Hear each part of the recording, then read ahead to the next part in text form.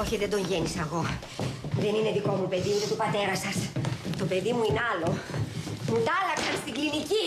Ποιες αμαρτίες έκανα για να τις πληρώνω έτσι, ποιες. Πρόσεχε τον το γιο σου, πρόσεχε τον. Πρόσεχε, μη σου τον αλλάξουν στην κλινική.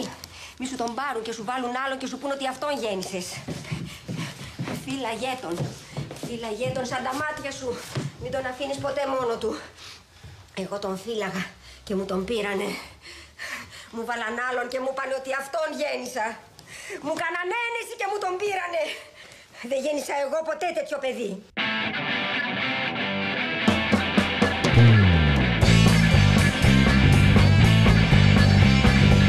Σκούρνικα πέρες, μητέρες.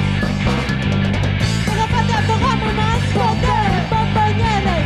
Δεν θα έρχεται να λέτε στους φίλους σας τους νεύρους πως η μήτρα σας περνάει γιατρούς και δικηγόρους.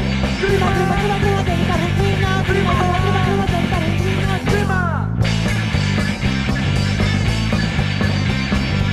Σαν πιο χιλιάδες πατέρες θα πίστανε και βρώμησαν κανένας υπερνούξ τανιέρες. Ποτέ δεν θα αλλάξετε το πάμπερ δεν γεννούσαν. Το σπέρμα σας γέννησε τους κουστεδουσιούς σας. Κρίμα, κρίμα, κρίμα, κρίμα, δεν υπάρχει κρίμα. Κρίμα, κρίμα, κρίμα, κρίμα, δεν υπάρχει κρίμα. Κρίμα. Όχι, δεν είναι τέτοιο το παιδί μου. Δεν το έκανα αυτό. Λάθος κάνετε, για άλλον τον περνάτε. Δεν είναι αυτός. Τον παρασύραν, ο γιος μου είναι τίμιος.